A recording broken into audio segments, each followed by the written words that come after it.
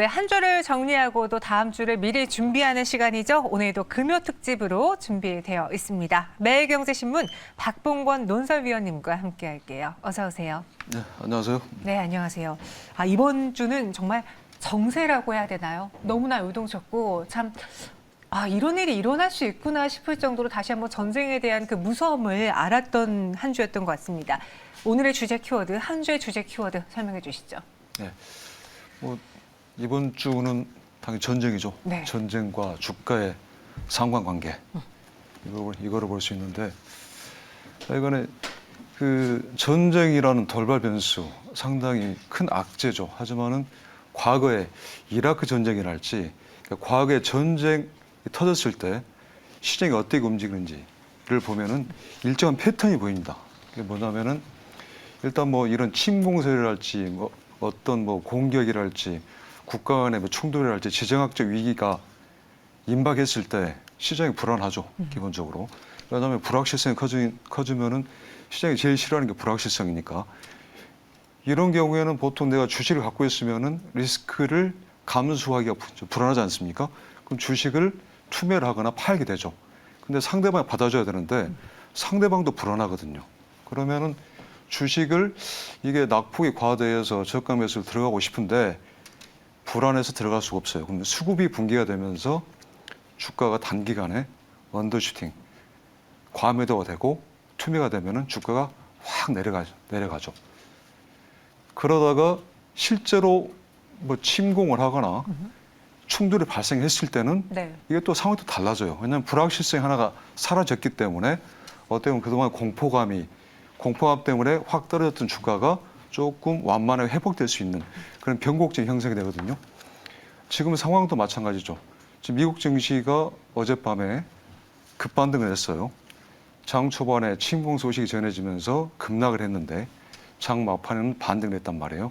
이게 왜 그러냐면은 일단 제가 말씀드린 대로 침공이라는 불확실성이 사라진 게 있고 또 한 가지는 그 바이든 대통령이 제재를 발표하는 순간 그 이후에 반등이 이루어졌거든요. 맞습니다. 왜냐하면은 하나의 신호를 줬어요. 강력한 수출 규제, 제재 조치를 발표를 했지만은 여기서 빠진 게 뭐냐면은 아주 극단적인 제재 수단이 있는데 글로벌 경제 결제 시스템에서 러시아를 빼버리는 거예요. 근데 그 스위프트라는 그 국제 결제망에서 러시아를 빼질 않았어요. 또 플러스 또 뭐가 있느냐? 푸틴 대통령에 대해서 개인적인 제재를 가하지 않았어요. 다시 말하면은 협상의 여지를 남겨놓은 거죠. 협상을 하겠다는 이야기죠. 그러면은 과거의 전쟁 패턴과 지금 우크라이나 사태를 가져와서 적용을 해보면은 비슷한 흐름이 지금 보여지고 있는 거예요. 기본적으로 우크라이나 사태가 발생하기 일주일 동안에 다우지수가 5% 빠지고 나스닥 지수가 8% 이상 폭락을 했었습니다. 그런데 지금 실제 침공이 이루어지고 미 증시가 반등을 했고 따라서 아시아 아마 조금 뒤에 열리는 유럽 증시도 반등을 하겠지만은 덩달아서 반등을 했거든요. 이런 흐름이 이어지고 있고 물론 하나의 이제 가변적 요소는 있습니다. 기본적으로 이게 단기전으로 끝나느냐 네. 아니면은 전면전, 장기전으로 확대되느냐. 지금 러시아에서 지금 푸틴이 생각하는 거는 키예프 수도를 함락을 시켜가지고 친서방 노선을 걸었던 젤렌스키 정권을 무너뜨리고 친러 괴뢰 정권을 지금 세우는 거잖아요. 그게 바로 푸틴이 생각하는 거고 그걸 속전속결로 하겠다는 거죠. 만약 푸틴의 생각대로 이루어진다고 그러면은 물론 우크라이나 국민들한테는 주권도 훼손되고 치명적인 타격이 되겠지만은 글로벌 시장에는 어떻게 보면 반등의 또 기회가 될 수 있는 거고요. 반면 가장 그 최악의 시나리오는 러시아와 나토, 북대서양 조약기구 그리고 미국과 전면전이 벌어지는 건데 이건 뭐 거의 3차 세계대전이죠. 그렇죠. 예, 가능성이 희박합니다. 쉽게 얘기하면은 이미 바이든 대통령이랄지 나토에서도 맞아요. 예, 군대 병력을 그 우크라이나 접경 지역까지는 보내겠지만은 우크라이나 내로 군대를 보내지는 않겠다라고 이야기를 했습니다. 정면 충돌을 피하고 싶은 거죠. 지금 그런 상황입니다. 그렇기 때문에 이념 전쟁으로 더 크게 전쟁이 격화되지는 않을 것이다라고 이야기를 해주셨습니다. 주식시장은 하지만 이 뉴스로 인해서 많이 흔들렸고요. 그 안에서 유가 급등이라는 현상 그리고 에너지 가격의 상승, 그러니까 인플레에 대한 그 증상이 더 격화됐습니다. 그에 따라서 수혜주, 피해주가 극명하게 엇갈리는 모습이었는데요. 어떻게 영향을 좀 나눠볼 수 있을까요? 뭐 업종별로 뭐 차이가 생기겠죠, 당연히. 아까 말씀하신 대로 에너지 가격, 원유랄지 또 원자재 가격이 단기적으로 급등할 수 있는 상황이 발생할 수 있고, 실제로 그 WTI 그 원유 가격이 배럴당 어제 그 뉴욕 상품 시장에서 장중이지만은 100달러를 돌파했는데 8년 만에 처음이었죠. 물론 미국에서 비축유를 방출한다 그래가지고 이제 그 다시 장 막판에는 좀 안정이 됐지만은, 기본적으로 에너지를 많이 쓰는 업종 같은 경우는 이런 유가가 올라가면은 타격을 받을 수밖에 없겠죠. 뭐 정유랄지 화학이랄지. 그리고 지금 그 미국이 주도하는 그 제재에 따라서 차 부품도 제대로 지금 수출을 할 수 없는 상황이 될 수 있거든요. 그러면은 차 부품 업체한테는 미국, 중국이어서 러시아가 제일 큰 시장입니다. 타격이 있을 수 있고, 또 하나 전략적 물자로 반도체를 지정해가지고 반도체 수출도 지금 미국이 제재를 가하고 있거든요. 그러면 우리 삼성전자랄지 SK 하이닉스 같은 경우 조금 막힐 수 있습니다. 이런 업종들이 좀 영향을 받을 수 있고, 또 음식료 업종 같은 경우도 지금 러시아하고 우크라이나가 전 세계 곡물 수출 4대 대국입니다. 네. 그럼 다시 말하면 곡물가도 뭐 밀, 옥수수 가격이 올라갈 수 있겠죠. 그러면 당연히 식음료 업체 원재료 가격 상승으로 인해서 수익성이 악화될 거고, 그런 문제가 발생할 수 있는데, 근데 너무 공포심을 가질 필요가 없는 게 이 수출 규모가 크지가 않습니다. 그 러시아가 우리나라의 수출 10대 10위권 수출 국가인데 전체 수출 규모가 100억 달러가 안 됩니다. 그래서 우리나라 전체 수출액의 1.5%밖에 차지를 안 하기 때문에 그 충격이라는 게 제한적이고, 그리고 반도체 같은 경우는 더 적습니다.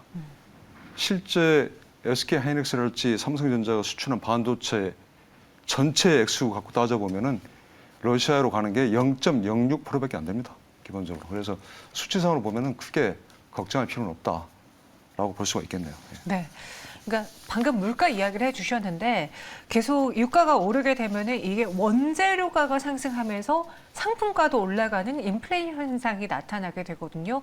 그래서 지금 연준에서도 금리 인상의 속도를 내지 않을까 했는데, 이번에도 마침 전쟁이라는 리스크가 있어서 또 연준의 금리 인상 속도 시계가 수정되는 거 아니야라는 이야기도 있었어요. 물론 뭐 연준 의원들의 입장을 봤을 때는 그냥 우리는 갈 길 가겠다라고 이야기하신 연준 의원도 있지만, 그 물가에 대해서는 어떤 영향을 미칠까요? 네, 당연히 그 미증시가 반등한 또 하나 요인 중에 방금 말씀하신 우크라이나 사태, 러시아 침공으로 유가랄지 원자재 시장이 흔들리니까, 그러면 지금 상황이 요동을 치니 아마 연준에서 공격적인 긴축을 하지 않을 것이다 라는 기대감이 있었거든요. 네. 그래서 그런 기대감 때문에 긴축, 금리 인상의 속도가 늦춰지고 그 긴축이 조금 완화될 거라는 그런 기대감 때문에 반등했던 건데, 근데 이게 실제로 현실화되기는 쉽지 않습니다. 왜냐하면은 모두에도 말씀드렸지만은 지금 이 유가랄지 원자재랄지 곡물이랄지 이게 상승할 수밖에 없거든요. 단기적으로는.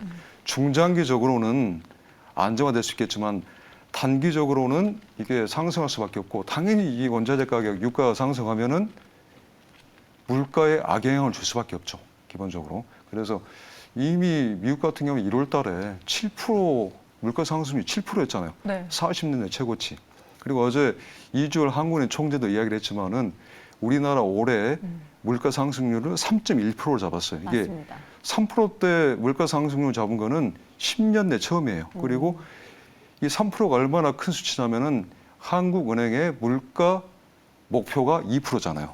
그걸 1.1%포인트 넘어선다는 거는 대단히 위험한 거죠. 그러면은 당연히 물가를 잡기 위해서는 금리를 올려야 되고, 물론 2월 달에 금리 인상 안 했어요. 왜냐하면은 연속 4차례 금리 인상이 부담스럽고, 또 하나는 뭐냐면은 3월 말에 이주열 총재 그만두는데 올리기도 좀 그렇고, 또 3월 9일 대선인데 대선 앞두고 또 올렸다가는 또 정치권에서도 말이 나오니까 좀 자제한 것 같은데, 어차피 금리는 올라갑니다.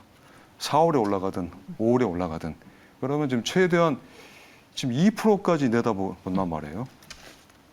그래서 어차피 물가를 잡기 위해서는 긴축의 속도가 빨라질 수밖에 없고, 당연히 이 긴축이라는 건 지금 현재 이 우크라이나 사태랑 합쳐지면서 글로벌 증시, 우리 한국 증시도 마찬가지지만은 네. 그러니까 발목을 잡는 가장 큰 악재가 물가 상승입니다. 그거를 지금 쉽게 넘어설 수가 없기 때문에 추세적인 전환이랄지 이게 이어지기는 힘든 거죠. 지금 시장 상황이. 그래서 사실 이 전쟁의 여부보다 그로 인한 물가 상승을 더 우려하시는 분들이 많습니다. 그럼 이런 식의 투자 전략은 어떻게 짜야 될까요? 일단 뭐 단기적으로는 변동수가 너무 크기 때문에 네. 원래 뭐 증시 경연에 그것도 있지 않습니까? 떨어지는 칼날을 잡지 마라. 어차피 투명 물량이 쏟아질 때 저가 매수를 보고 들어갈 수도 있겠지만은 당분간 조심을 하는 수밖에 없고 네.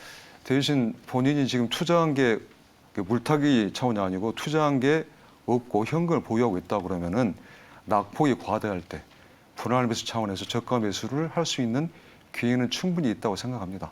제가 아까 말씀드린 대로 지금 이 러시아 사태가 심각한 사태이긴 하지만은 제가 수치를 제시해 드린 것처럼 이게 정말로 우리를 직접적으로 타격을 주는 거는 유가랄지 원자재 이쪽 부분밖에 없거든요. 네. 근데 이거는 솔직히 수입선 다변화. 그 러시아에서 들어오는 원유가 도입이 힘들면은 솔직히 그 규모도 화석 에너지 들어오는 게 우리 전체에 들어오는 거에 한 5% 10%밖에 안 됩니다. 그래서 뭐 중동선을 더 늘린달지 이런 식으로 충분한 대안이 있거든요. 그래서 공포감은 버리고 좀 차분하게 물론 공격적으로 가격을 올려가면서 매수할 필요는 없지만은 저가 매수 정도는 생각해봐도 되는 게 아닌가 싶습니다. 네, 마지막으로 다음 주에는 어떤 이벤트가 있을지 또 간단하게 들어보겠습니다. 위원님 말씀해 주시죠. 예. 어차피 다음 주는 미 증시를 봐야 됩니다.